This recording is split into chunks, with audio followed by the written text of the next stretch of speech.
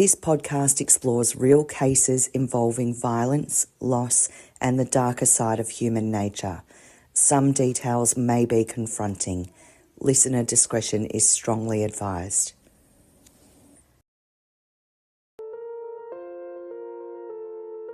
Grab your coffee because today we're serving crime. This is Coffee and Crime AU, where Australia's darkest cases meets your morning brew. I'm Linda, and each week we dive into real investigations, timelines, and the details that just don't sit right. Sip slow, this one's heavy.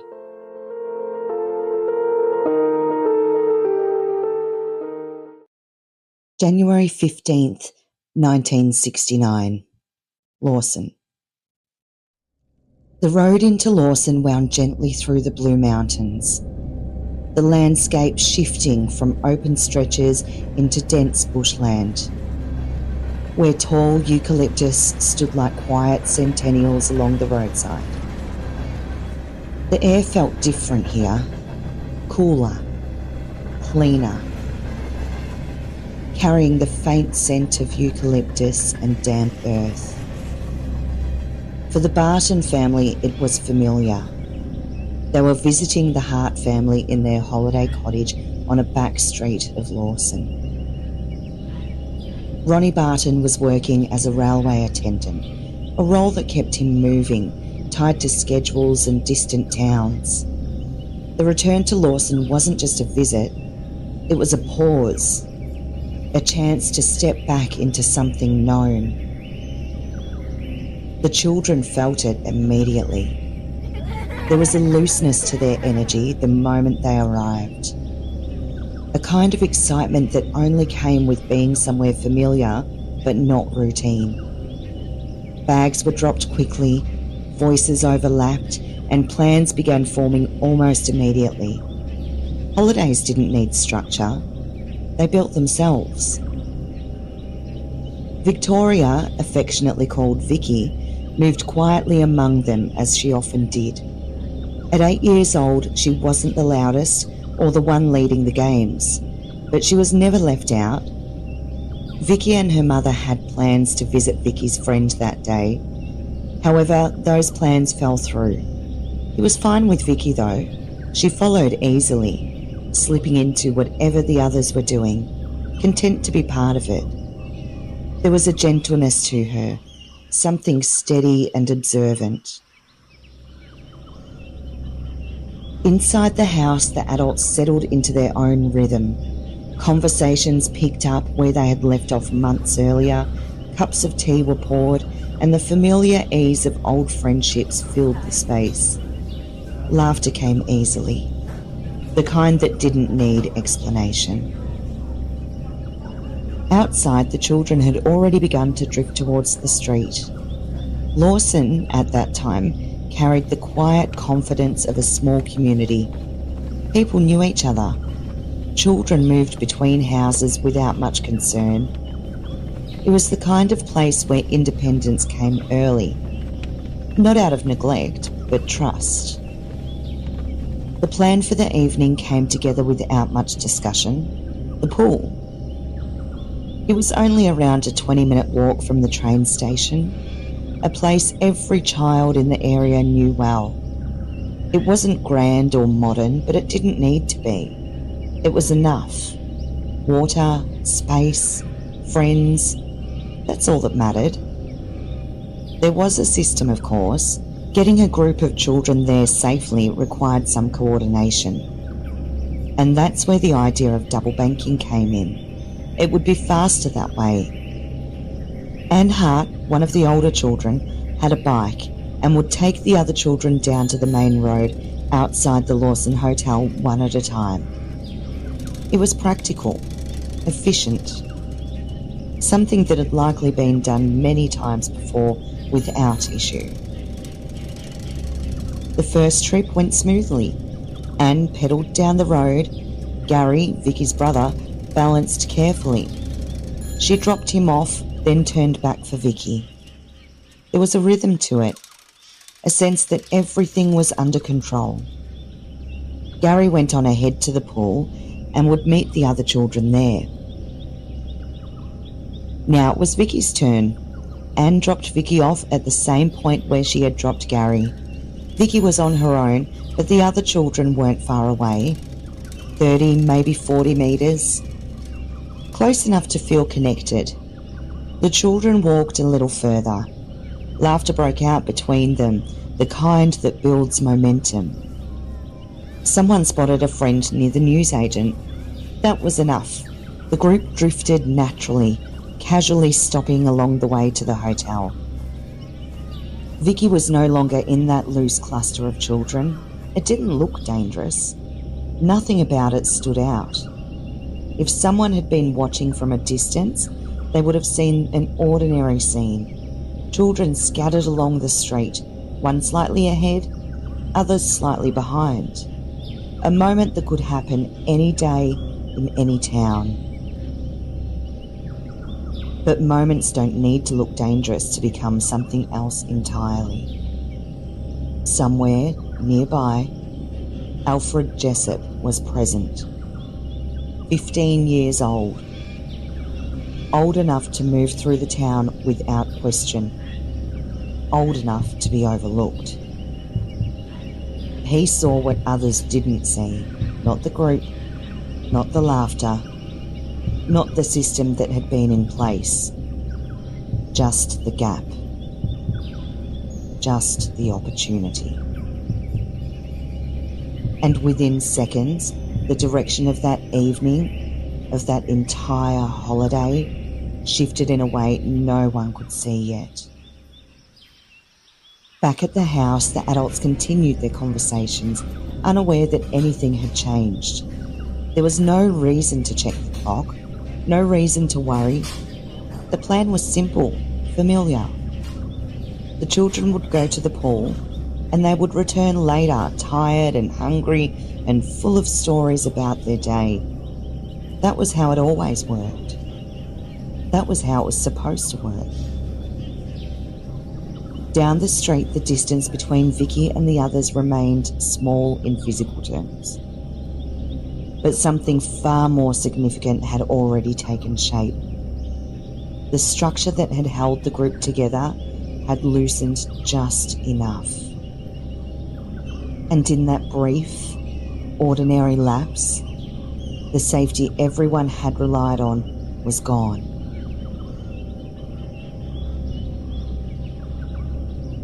It's possible that Vicky continued along the same path Gary had taken, her attention fixed ahead rather than behind. The distance between her and the rest of the children wasn't something she measured or questioned.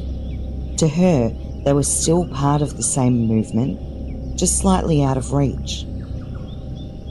Alfred Jessup closed that distance quickly. He didn't rush in a way that would draw attention.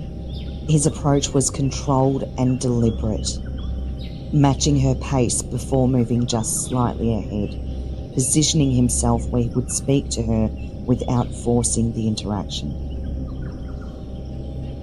To anyone passing by, it would have appeared casual. An older boy addressing a younger child, something not uncommon in a small town where people recognise each other by face, if not by name. He spoke first. The tone mattered. It wasn't threatening. It didn't need to be. A question. Something simple enough to draw her in, to establish just enough connection that she would respond. Vicky answered, as children are often taught to do when spoken to by somebody older. There was no immediate reason for her to feel alarmed. Jessup guided the conversation with ease, keeping it light, keeping her attention focused on him rather than the space around her. Each step they took shifted her further from where she had last seen the others. Though the change was gradual enough, it didn't feel like a break, just a continuation in a slightly different direction. He suggested they cut through toward Lawson Park. It wasn't an unusual idea. The park was known, familiar, part of the landscape the children moved through regularly. To Vicky, it likely didn't register as a detour, just another way forward. They entered the park without drawing notice. The sounds of the street softened behind them, replaced by the stillness of open space and scattered trees. The park offered enough separation, patches of ground where visibility dropped, where someone could move without being immediately seen from the road. Jessup led her further in. The conversation changed. The shift was subtle at first, then unmistakable. The tone hardened. The casual rhythm breaking into something more direct, more insistent. What he asked of her was no longer innocent. It was explicit, inappropriate, and completely outside anything she could have expected. He asked her for sex. Vicky refused. There was no hesitation in that refusal. It was immediate, instinctive. In that moment, the dynamic changed entirely. Jessup's control of the situation faltered. The risk he had taken approaching her, in bringing her to the park, now turned against him. Her refusal meant exposure. It meant the possibility of being reported, of being seen, of consequences that he didn't want to face. What followed was not drawn out, it was sudden. Driven not by confusion, but by a clear and immediate desire to silence the situation before it could unravel. Jessup acted with force, overwhelming her quickly. There was no opportunity for escape, no time for intervention. Alfred Jessup strangled Vicky.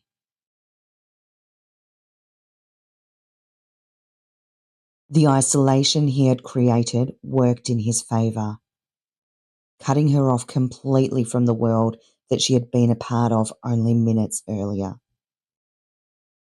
When it was over, the stillness of the park returned. There were no witnesses, no interruptions, only aftermath.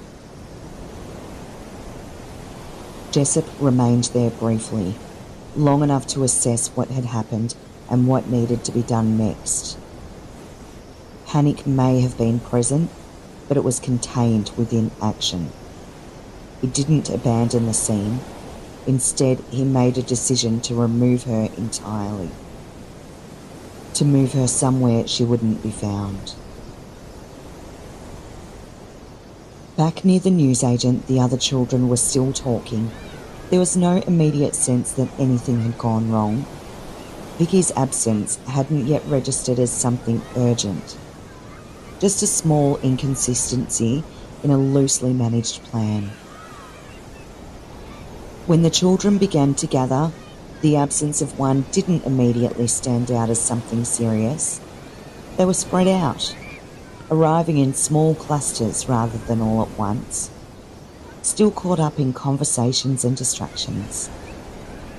Someone asked where Vicky was, and the answer came easily. She must already be at the pool. It made sense. The plan had been loose by the end. Some had moved ahead, others had lingered. It wasn't difficult to believe she had simply continued on without them. "Is Vicky with you?" the question passed from one to another. A few shook their heads. Some thought they'd seen her walking earlier. Another assumed she had gone straight to the pool. The answers overlapped, none of them definite, all of them based on assumption rather than certainty. Still, there was no immediate panic. The children drifted towards the pool, expecting to find her there. The idea that something serious had happened hadn't yet taken hold. It was still within the realm of normal, a small miscommunication and harmless mistake. But when they arrived, she wasn't there. And that was the first moment the unease began. It wasn't loud or dramatic, it settled in quietly. A shift in tone rather than a sudden break. One child checked around the pool area, scanning the water, the edges and the seating. Another walked a little further around, as if she might appear from a different direction. Nothing. The assumption changed. Maybe she returned back to the Hart's cottage. So the children stayed. Energy had driven them forward, the excitement of the pool. Minutes passed, then hours. It was getting late. One of the children suggested going back. It was a simple decision. They retraced their steps, moving back towards the road, toward the newsagent and toward the cottage. By the time they returned, the shape of the situation had changed again. Vicky was not at the house. Yvonne asked the children where Vicky was. The absence was no longer something that could be explained away easily. Questions became more direct. Where was she last? Who saw her? The answers didn't line up. Some had seen her earlier, some hadn't noticed her at all. The timeline blurred quickly, collapsing into uncertainty. The moment she had slipped away couldn't be fixed to a specific point. It existed somewhere between trips on the bicycle, between conversations, between assumptions. The shift from children managing the situation to adults becoming involved marked the point where concern began to take shape as something more serious. Inside, the atmosphere changed almost immediately. The conversation stopped. What do you mean she's not here? At first, the response mirrored the children's earlier assumptions. She must be at the pool. She must be with someone else. She must have taken a different path. But as the details came out, fragmented, inconsistent, the reassurance began to falter. The adults listened carefully, trying to piece together what had happened. The system had been simple. The instructions had been clear. Yet somewhere within that, something had gone wrong. Where did you last see her? No one could answer with certainty. That was the moment the tone shifted completely. What had been uncertainty became urgency. Adults moved quickly, stepping out onto the street, retracing the path themselves now. Yvonne on Anne's bike searching for her child. The distance wasn't large. It should have been easy to find her. A child simply doesn't just disappear in the space of a few hundred meters. They called her name. At first, it was controlled, loud enough to carry, but not yet frantic. Vicky! They checked the obvious place first. The path to the pool, the edges of the road, nearby yards where she might have wandered. They spoke to anyone nearby, asking if they'd seen her pass. No one had. The calls grew louder, more urgent. Neighbours began to notice and doors opened. Questions were asked. The search widened naturally without instruction. People moved in different directions, covering more ground, repeating her name, scanning areas that had seemed irrelevant only minutes earlier. Still nothing. Time stretched. Each minute without an answer made the situation harder to explain. The possibility that she had simply wandered off began to lose weight, replaced by something far more difficult to name. The police were called. When they arrived, The search shifted again, from spontaneous to structured. Questions were asked with precision now: times, locations, who had seen what and when. The same questions repeated, each time pushing for clearer answers, each time revealing how little certainty there was. Her description spreads quickly. An 8-year-old girl, small, blonde hair, plaits, wearing a blue and white dress. Distinct. Memorable. The area was divided. Officers moved through the streets, checking properties, speaking to residents, mapping the path the children had taken.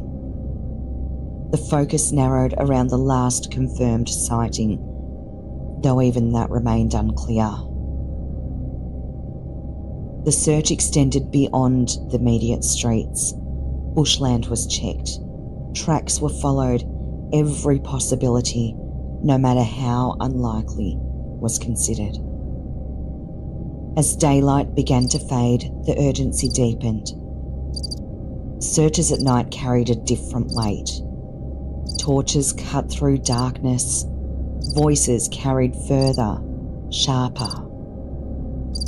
The absence of an answer became heavier with each passing hour. For the Barton family, time stopped moving in a normal way. Everything narrowed to a single focus: finding Vicky. The hope remained, but it shifted with each development. At first, it was certain she would be found nearby, safe, perhaps frightened, but unharmed. Then it became conditional. She might have wandered further. She might need help. As the hours stretched into night, that hope began to strain under the weight of reality. But it didn't disappear. It couldn't. Because without it, there was nothing else to hold on to. Later that evening, Jessup lifted Vicky into the trailer that he had made for his bike from a billy cart, and he began to leave the path.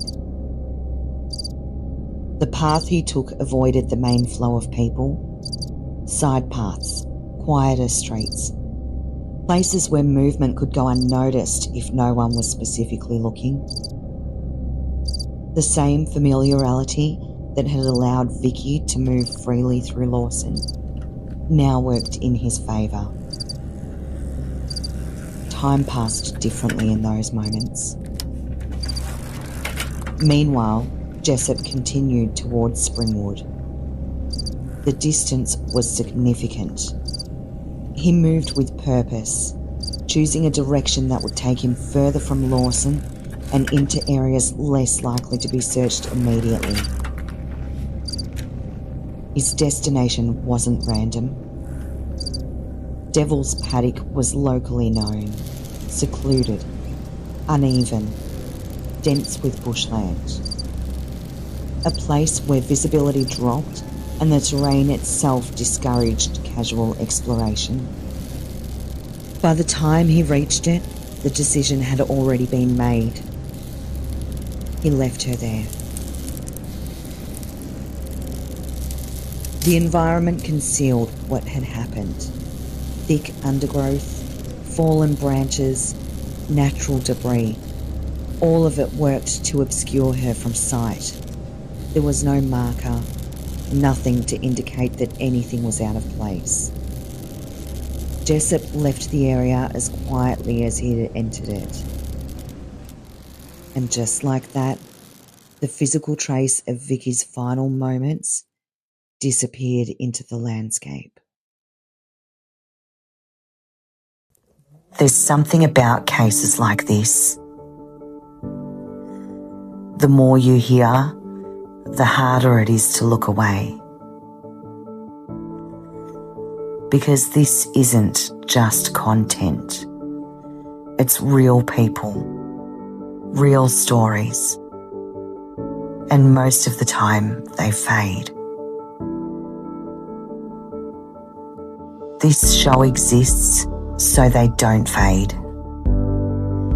And the only reason it keeps existing is because there are people listening right now who choose to keep it going.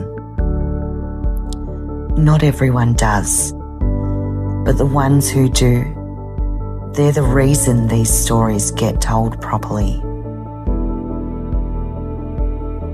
So if you've ever listened and felt like this matters, there's a way to be part of that.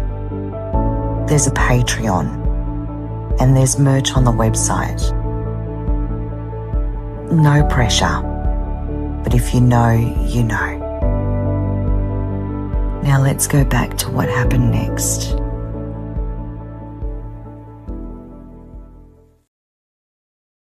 In the days that followed, the search didn't stop. What had begun as a local effort quickly expanded. Police coordinated teams, volunteers arrived from surrounding areas, and the quiet streets of Lawson became the centre of something far larger than the town had ever known. The routine of daily life gave way to urgency. Conversations, plans, even work. Everything bent around one question. Where was Vicky? The search moved outward in widening circles. Creeks were checked, bush tracks were followed, properties were searched with permission, and then searched again. Officers worked methodically, marking off areas, returning to places already covered, unwilling to leave any possibility unexplored. For a time, there was still a sense that she might be found. Alive. Lost, perhaps. Confused. Waiting somewhere for someone to come. That belief carried the family through the early days. It shaped every decision, every search pattern, every conversation with police. It was the reason they kept going without rest, why they replayed the morning over and over, searching for something that they had missed. But as days turned into weeks, the tone began to change. The scale of the search didn't shrink, but the hope that had fueled it began to shift. It became quieter, less certain. Investigators started to consider other possibilities. But as days turned into weeks, the tone began to change. The scale of the search didn't shrink, but the hope that had fueled it began to shift. It became quieter, less certain. Investigators started to consider other possibilities, ones they only spoke about carefully, if at all, in front of the family. Abduction. Because the circumstances don't fit a simple disappearance. There are too many uncertainties, too many moments where she could have been taken, and too few explanations for where she went. At the Sydney Royal Easter Show, investigators made a haunting and public appeal. They displayed a mannequin dressed in the exact outfit Vicky had been wearing on the day that she disappeared, positioned amongst the crowds. The figure was meant to stop people in their tracks, to trigger memories, spark recognition, and reach someone who may have seen her but didn't realise the importance at the time. It was a confronting visual, turning an ordinary public space into part of an active investigation and underscoring just how desperate the police were for answers. Reports began to surface. A car speeding off at the time, witnesses who may have seen something. Investigators followed that path, but there was nothing concrete. Nothing that led anywhere. There were no clear leads, no confirmed sightings, and nothing that pointed in a single direction. The case settled into something far more difficult than urgency. It became absence. Time moved forward, whether anyone wanted it to or not. The town returned, slowly, to its routines. Shops reopened as normal.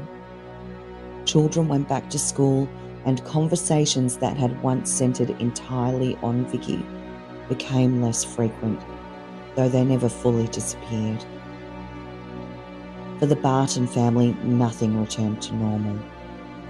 Their lives divided cleanly into before and after. Before Lawson, before that morning, before the unanswered questions, and after. Each day carried the same uncertainty. There was no conclusion to process, no truth to hold on to, only the absence of it. Yvonne held on to routine where she could. It was one of the few things that still made sense. But even routine was altered, shaped by waiting.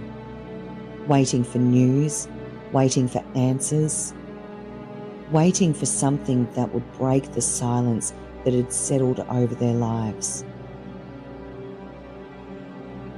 Ronnie carried it differently. Work continued because it had to, but it no longer provided the same structure.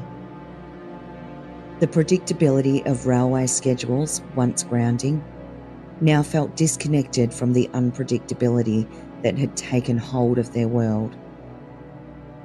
A reward is offered for $5,000, a significant amount at the time.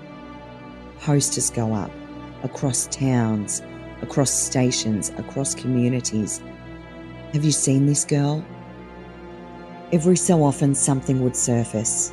A reported sighting, a piece of information, a possibility. Yvonne was even contacted by psychics with information. Each one would bring a surge of hope, followed by the inevitable collapse when it led nowhere. Over 2,000 calls. Each one followed, each one investigated, and each one ending in silence. Then a new lead came in. A savvy teacher notices something isn't right. A father trying to enroll his daughter into school after her mother's death. But he's not sure if she's 7 or 8, and he doesn't know how to spell her name.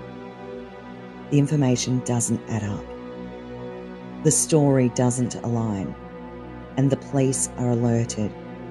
Yvonne rushes in the hopes that it's her daughter. But the girl is not Vicky Barton. She has blue eyes and Vicky has brown. The investigation remained open, but as time passes, something becomes clear. This is no longer just a missing child. This is something else. Something darker. Police continued to revisit the case, re-examining details, speaking again to those connected to the day. But without new information, progress was limited. The timeline remained incomplete. The moment Vicky had disappeared still existed as a gap that no one could fully close. And then, 2 years later, that silence broke. It didn't happen as part of a search. There were no officers present, no structured effort underway in that moment. It happened by chance. 2 young girls were playing hide and seek in the area near Springwood, known locally as Devil's Paddock. It was the kind of place that drew curiosity.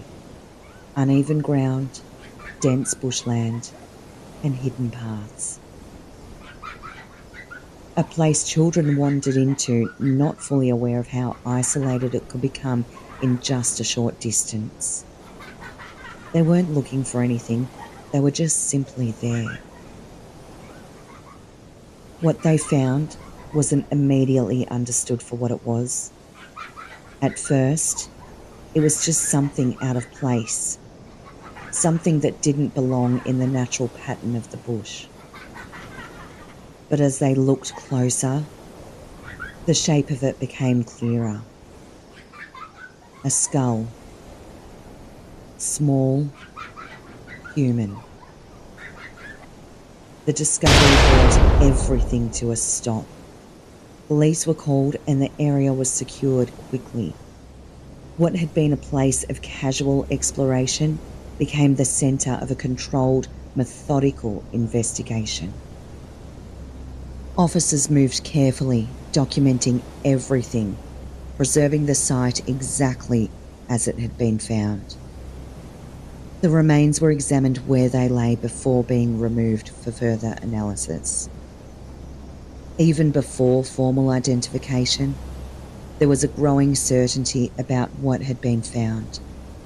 The location, the time frame, the size, it all pointed in one direction. When confirmation came, it ended 2 years of uncertainty with a single irreversible truth. Vicky had been there all along, hidden, unseen.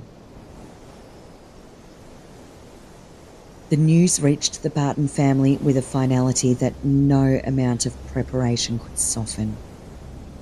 The waiting was over, but what replaced it was something heavier. Grief, now without ambiguity. There was no longer a question of where she might be, no possibility that she could still be found alive. The unknown had been replaced by certainty, and that certainty carried its own weight. For the investigators, the discovery changed everything. The case shifted from missing person to homicide, and with that came a renewed urgency. The location where she had been found became central to understanding what had happened. Every detail mattered. The terrain, the access points, the distance from Lawson. They began to reconstruct the timeline again, this time with a fixed end point. The gap was still there, the moment of disappearance, but now it led somewhere concrete. The path from Lawson to Devil's Paddock became a critical line of inquiry. Who could have taken her there? Who knew the area well enough?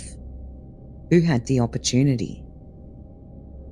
The questions were sharper now, more focused, and for the first time, there was a sense that answers might eventually follow.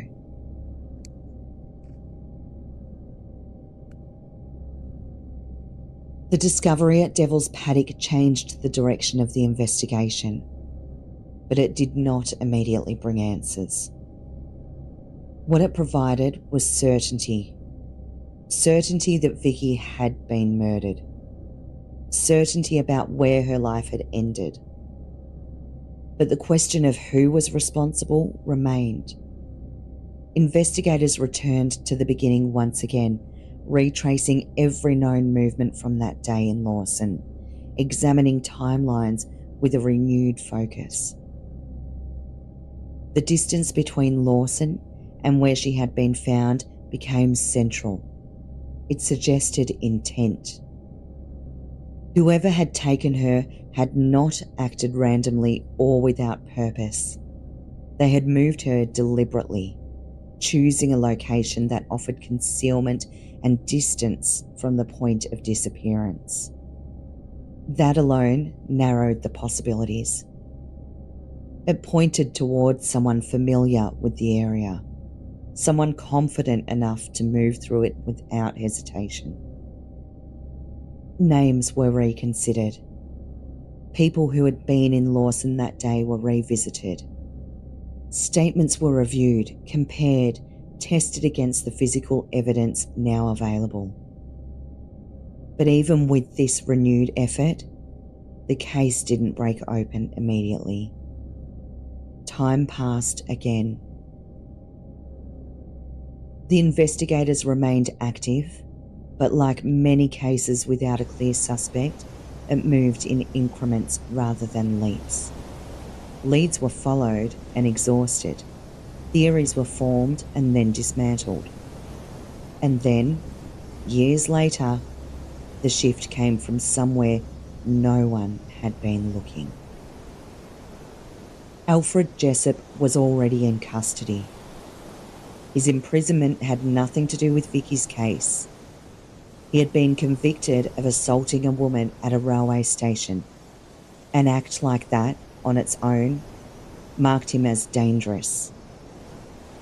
It was during this time, removed from Lawson, removed from the original investigation, that the first real break occurred.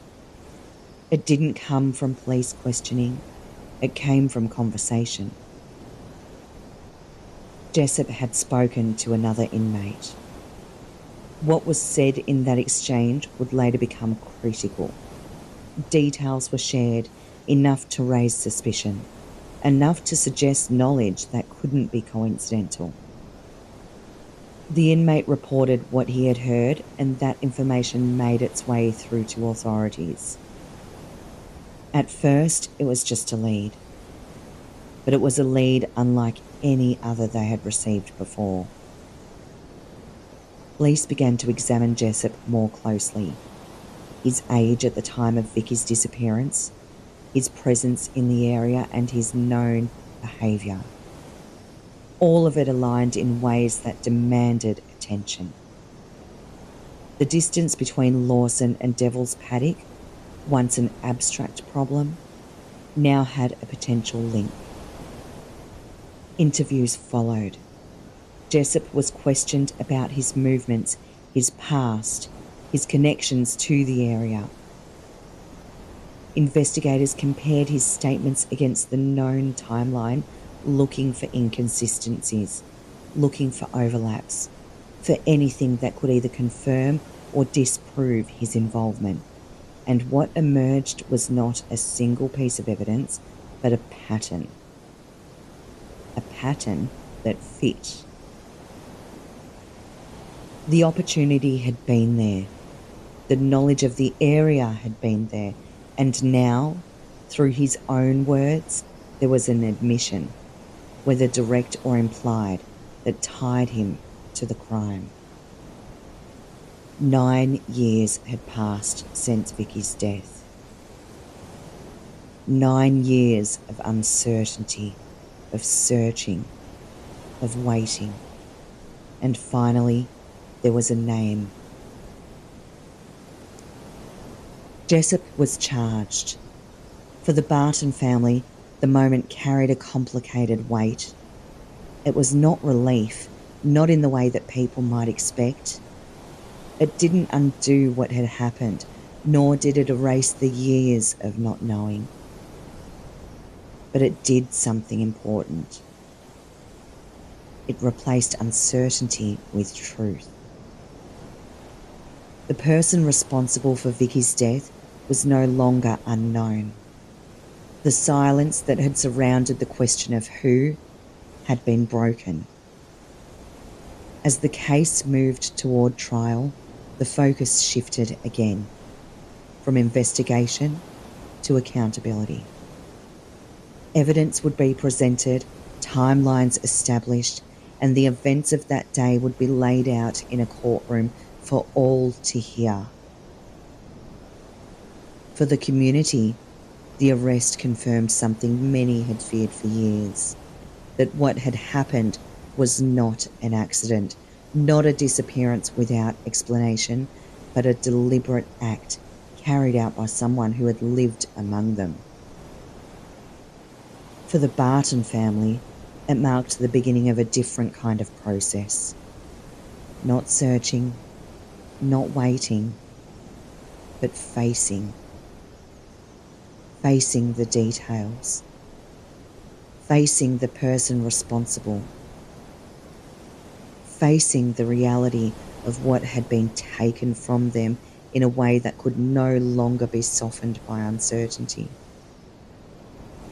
The case that had once been defined by absence was now defined by evidence, and it was moving, finally, toward judgment. By the time Alfred Jessup stood trial, nearly a decade had passed since Vicky Barton disappeared from a quiet street in Lawson. The years between had been defined by absence, questions without answers, grief without resolution. But now, for the first time, everything would be laid out plainly. The courtroom became the place where that long silence was broken. Evidence was presented carefully, piece by piece. The timeline that had once been uncertain was now structured, supported by investigation, by statements, by Jessup's own admissions. What had happened was no longer speculation. It was established methodically in front of a judge and jury. Jessup, no longer the 15-year-old he had been at the time of the crime, sat as the proceedings unfolded around him. His presence was subdued, but the weight of what he had done filled the room. For the Barton family, this was no longer about discovery. That had already come. This was about acknowledgement, about hearing in a formal and undeniable way the truth of what had been taken from them. The prosecution outlined the sequence of events with precision, how opportunity had been recognised, how control had been established, how violence had followed when Vicky refused him, and how he had attempted to conceal what he had done. Each detail reinforced the same conclusion. This was a deliberate act, not a moment of confusion or an accident. The defence offered little that could alter that reality. When the verdict was delivered, it carried the weight of those years. Jessup was convicted. His sentence, life imprisonment, reflected the severity of the crime, the vulnerability of his victim, and the calculated nature of his actions. For the outside world, it marked the end of a long investigation. For the Barton family, it was something more complicated. Justice in the legal sense had been achieved, but justice doesn't restore what has been lost.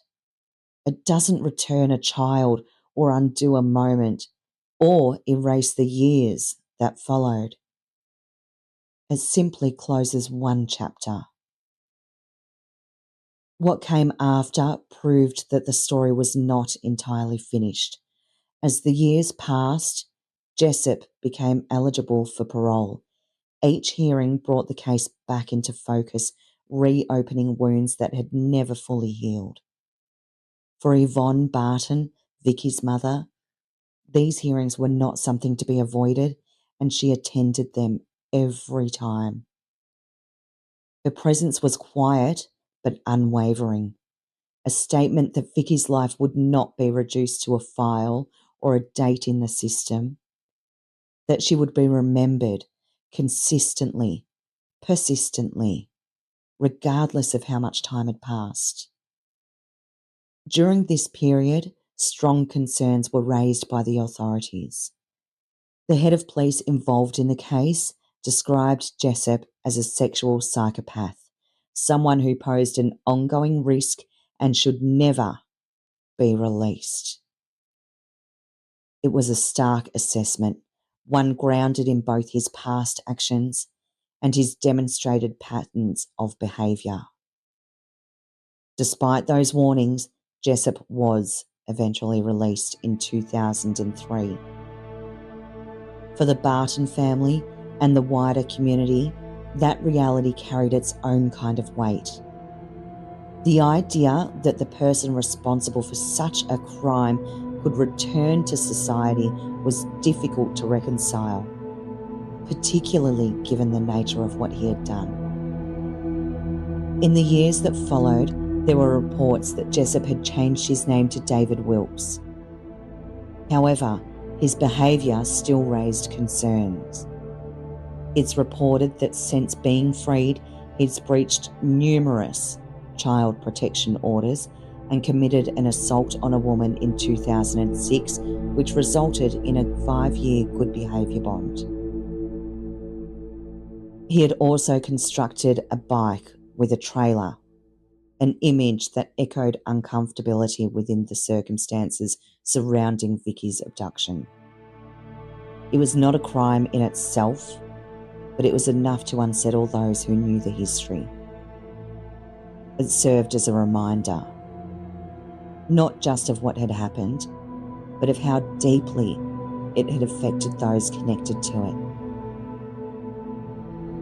Over time, both Ronnie and Yvonne passed away, but their efforts, their presence, their determination to stand at every hearing to ensure that their daughter's story was never overlooked, it remained part of the case's legacy. They had carried that responsibility for as long as they could. And Vicky's story did not end with them. It remains spoken about, remembered, and revisited. Not because of the violence that defined its end, but because of what it represents. A moment, a brief lapse, a child left alone for minutes in a place that felt safe, and the irreversible consequences that followed. Cases like Vicky Barton's don't fade easily. They become part of a broader understanding of risk, of vigilance, of how quickly circumstances can change. They shape the way communities think, the way parents watch, and the way systems are questioned and improved. But beyond all of that, there is something much simpler that remains. She was 8 years old, and she was on her way to the pool with family and friends. She never made it there, and that is the truth at the centre of everything. Not the investigation, not the trial, not the years that followed.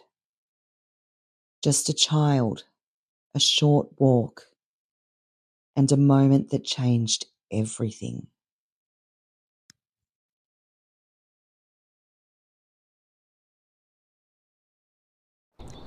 If you feel that weight, there are ways to support the show. Patreon, merch, and spreading awareness. No pressure, but for every listener who carries these stories, ensures they do not disappear. Until next time, stay aware and never look away.